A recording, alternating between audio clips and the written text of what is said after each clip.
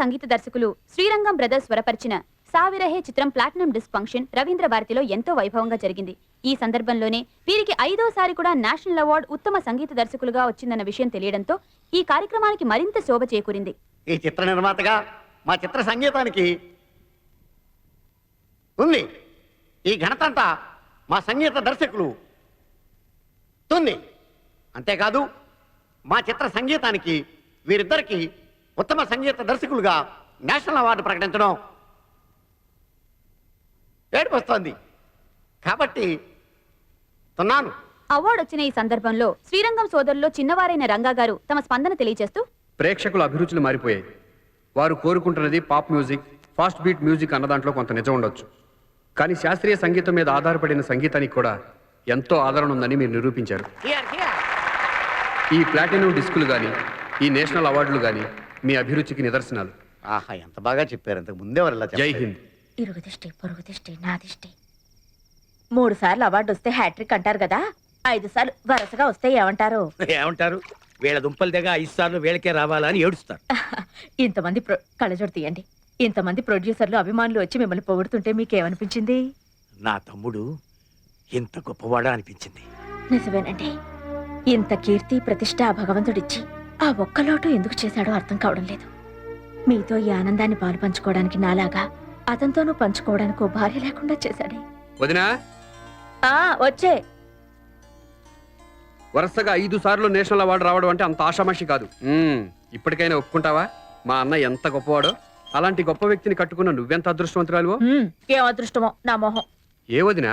మరి చెప్పిన మాట వినని నీలాంటి మరిదున్నప్పుడు. అరే, నువ్వు చెప్పింది ఎప్పుడు, నేను వినంది ఎప్పుడు? ప్రతిసారి నువ్వు త్వరగా పెళ్లి చేసుకుని నాకు చెల్లాయిని తీసుకురావయ్యా అంటే నా మాట ఏమైనా ఖాతరు చేశావా? ఓ అదా వదినా, ఏ ఒడిదుడుకులు లేకుండా జీవితం హాయిగా గడిచిపోతుంది. నాకు నా పిల్లలకి నువ్వు అన్నయ్య దేవుళ్ళలాగా కాపుకొస్తున్నారు. ఇంతకంటే నాకు ఇంకేం కావాలి వదినా? మేం దేవుళ్ళు అని విని విని ఇద్దరం రాతి విగ్రహాలై ఉలుకు పలుకు లేకుండా అయిపోయాం. ఇదిగో నీకు 6వసారి కూడా నేషనల్ అవార్డు రావాలి అంటే ఈ ఇంట్లో నా తోడి కోడలు అడుగు పెట్టాలి. గంట మోగింది, ఎవరో అడుగు పెట్టారు.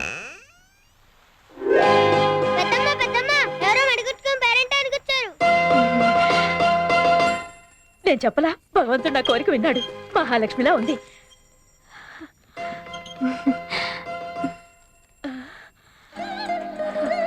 కూర్చోన్నా.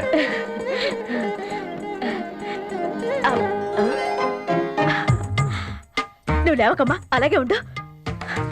ఏమండి రండి. శీఘ్రమేవ కళ్యాణ ప్రాప్తి రస్తు అని దీవించండి. ఇప్పుడు దండం పెట్టుకోమ్మా ఇద్దరికి. శీఘ్రమేవ కళ్యాణ ప్రాప్తి రస్తు. నా పేరు సురేఖ అండి. నా పేరు రుక్మిణమ్మ. మా వారి పేరు చెప్పకూడదు. అయ్యో, వారి పేరు తెలియకేవండి. మహానుభావులు. మా వివి ఛానల్ వాళ్ళండి సన్మాన కార్యక్రమం కవర్ చేసిన ఈ క్యాసెట్ మీకు అందజేయమన్నారండి. మా రంగాకి ఇవ్వమ్మా. ఇదిగో రంగా. సరేనండి. ఈ క్యాసెట్ తీసుకోయ్యా. నమస్కారం అండి. ఇది రవీంద్ర భారతి క్యాసెట్ అండి? అవునండి. థ్యాంక్స్ అండి. ఆగండి.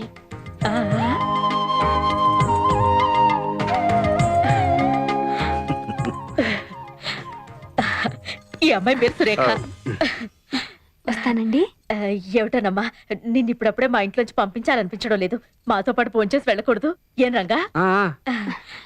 లేదండి, నా కోసం మా ఇంట్లో అందరూ కాసు కూర్చుంటారండి. శ్రీరంగం వారి మీద 1 గంట ప్రోగ్రామ్ చేయాలని మా ఛానల్ వాళ్ళందరూ అనుకుంటున్నారండి. దాన్ని నాకే అప్పగిస్తారండి. అప్పుడు ఎన్నోసార్లు కలవాల్సి వస్తుంది కదండి. కలవడం కాదు, ఏకంగా మా ఇంట్లోనే ఉండిపోవాలంతే. అలాగేనండి, వస్తానండి. అలాగే అలాగే. సురేఖ సురేఖ ఆగు. శీఘ్రమేవో కళ్యాణ ప్రాప్తి రస్తు. వెళ్ళొస్తానండి.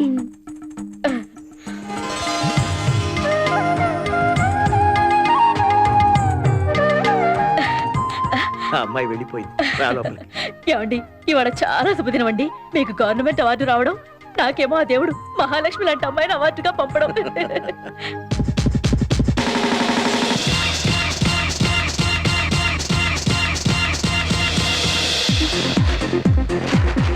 मेरा नाम चिन चिन चिन चिन चिन चिन बाबा चिन चिन चिन रात चांदनी में और तू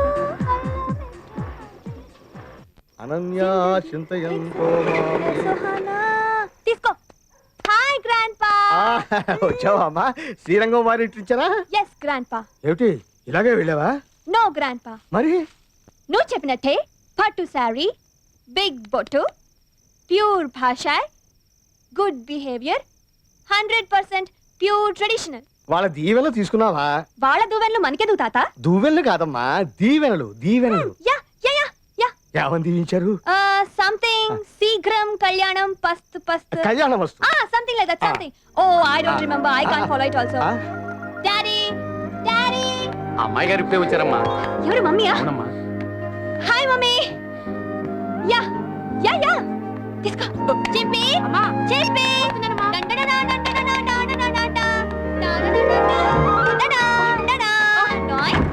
గోవిందా గోవిందా, ఏడుకొండవాడా వెంకటరమణ గోవిందా గోవిందా. ఆ కట్టేమిట్రా? ఏమన్నా యాక్సిడెంటా? కాదు నాన్న, ఇన్సిడెంట్. ఏం జరిగిందిరా? నా క్లయింట్ నన్ను కొట్టాడు నాన్న. నీ క్లయింట్ నిన్ను కొట్టడం ఏమిట్రా? కేసు ఆర్గ్యుమెంట్కి వచ్చేసరికి నా క్లయింట్ ప్రత్యర్థి ఎవరో కాదు, ఈ ఇంటికి వడ్డీ లేకుండా 5 లక్షల రూపాయలు అప్పించాడు సంగమేశ్వరారు. ఆ మహానుభావుడు. ఆ, ఆయన్ని చూసేసరికి నాలో కృతజ్ఞతాభావం ఉప్పొంగి నన్ను నేను మర్చిపోయి ఆయనకు అనుకూలంగా వాదించాను. దాంతో ఆయన గెలిచాడు, నా క్లయింట్ ఓడిపోయాడు. అయినా నా క్లయింట్ నవ్వాడు. అమ్మాయి అనుకున్నాను. పక్కకు రమ్మన్నాడు. మిగతా ఫీజు ఇస్తాడేమో అనుకున్నాను. స్తంభం చాటుకు తీసుకెళ్ళాడు. బ్లాక్ మనీ కదా, చాటుకు ఇస్తాడేమో అనుకున్నాను. ఇచ్చాడా? ఆ.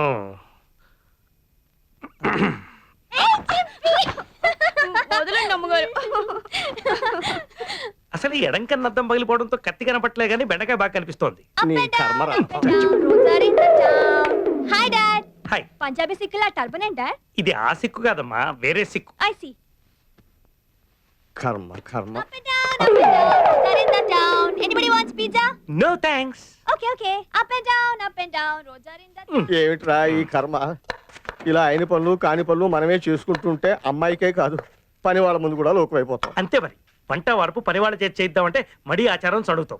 అంతేగాని పెళ్ళాన్ని అదుపులో పెట్టుకుని ఇంటి పట్టు ఉండేట్టు చేసుకోలేవు. నాన్న దానికి మాత్రం 100 చేతులు ఉన్నాయా? ఓ పక్కన బిజినెస్, ఇంకో పక్కన ఇల్లు చూసుకోవడం. ఏమిటో ఓ మంగళ షాప్ పెట్టుకోవడం కూడా బిజినెస్. అది మంగళ షాప్ కాదు నాన్న, బ్యూటీ పార్లర్. రేయ్, మరుగుదొడ్డిని ఇంగ్లీష్ లో టాయిలెట్ అన్నా అది అదే. నాన్న ఆ. ఈ మాట మీ కోడలు విందంటే మన ఇద్దరి మీద పరువు నష్టం దావా వేస్తుంది. విన్నా విన్నా, ఇంకోసారి ఇలా వాగితే ఇద్దరిని బయటికి పంపించేస్తాను. Take care. Sorry madam. It's okay, go. ఇక్కడ కొంచెం ఎక్స్ట్రా గ్రోత్ ఉంది చూడు. It's over. Yes, madam. Madam, ఇప్పుడు ఎలా ఉన్నాను? వావ్. ఇప్పుడు మీకు 34 ఇయర్స్ అంటే ఎవ్వరూ నమ్మరు. జస్ట్ 2022 లా అనిపిస్తున్నారు. ఇంకొక 2 ఏళ్ళు తగ్గించి పుణ్యం కట్టుకోండి. ఇంకా 2 ఏళ్ళు తగ్గిస్తే చిన్నపిల్ల అయిపోయి మళ్ళీ పెళ్లి చేసుకోవాలనిపిస్తుందేమో. తప్పే ఉందండి, ఒక్కళ్ళతోనే ఎన్నాళ్ళని బోర్ కొట్టేదు. నాన్న ఆ, ఈ బెండకాయ వేపుడు కాస్త. ఏమండి, హై స్వీటీ. ఓసారి అలా వస్తారా? షూర్, తప్పకుండా. ఇవాళ మీ ఆవిడేమిటి ఇంత తొందరగా వచ్చింది? కరెక్టే. ఆ, ఇవాళ మీ పెళ్లి రోజు కదా? అవును, పెళ్లి రోజు కదా. ఆ, ఏమిటా ఓరు చూపులు? ఓర చూపులు కాదు, ఎడం కన్నా అద్దం పగిలితేను, తలకా కట్టేంటి? తలనొప్పిగా ఉంటేను. ఇవాళ జనవరి 16. అయితే ఏంటట? మన పెళ్లి రోజు. తెలుసు, కానీ ఏం లాభం?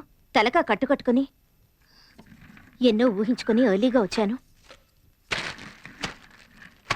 నేను తెచ్చి నీ కొత్త బట్టలు కట్టుకుని ఎనాసిన్ వేసుకొని పడుకోండి. మీరెప్పుడు వింటే. కృతజ్ఞతలు ఉప్పొంగి కోర్టులో ఫెయిల్ అయ్యాను. కుంటి సాకులు చెప్పి ఇంట్లో ఫెయిల్ అయ్యాను.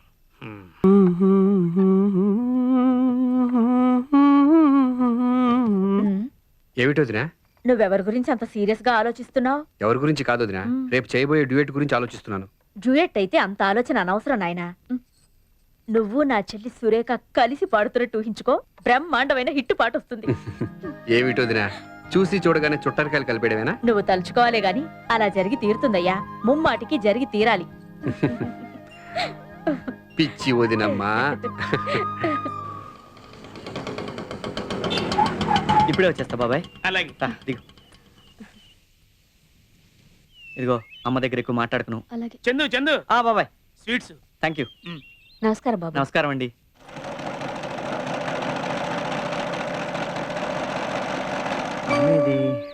అదిగో మా అమ్మ. అమ్మా చిన్నా అమ్మా ఇదిగో నేను నీకోసం బందర్ లడ్డూలు తీసుకొచ్చాను తిను ఇప్పుడు కాదులేరా ఆ. నీ కచేరీ అయ్యాక అందరికీ సంతోషంగా పంచిపెట్టి అప్పుడు నేను తింటాను సరే అమ్మా పద పద ఇంకా ఆలస్యం చేయకు రాజమ్మా వసుంధరా అమ్మా, అమ్మా, రెడీ అయినా అమ్మా, మా అమ్మా. చిన్న థియేటర్ అంతా నిండిపోయిందే అలాగా 2 టికెట్లు ఉన్నాయి. అయ్యో పోనీలేరా నీ కచేరీ టేప్లో రికార్డ్ చేసి అందరికీ వినిపిద్దాంలే రా పద. ఆగు అక్కడికి పెద్ద పెద్ద వాళ్ళు వస్తారా ఈ ముతక చీర బాగుండదేమోరా రాజమ్మా ఇలా వచ్చి నాకు కొంచెం చీర మారుస్తావా నేను మారుస్తానండి. ఎవర్రా ఈ అమ్మాయి నా కచేరీ ఏర్పాటు చేశారే వాళ్ళ తాలూకా అమ్మా. కచేరీ ఏర్పాట్లన్నీ ఘనంగా చేశారు కదమ్మా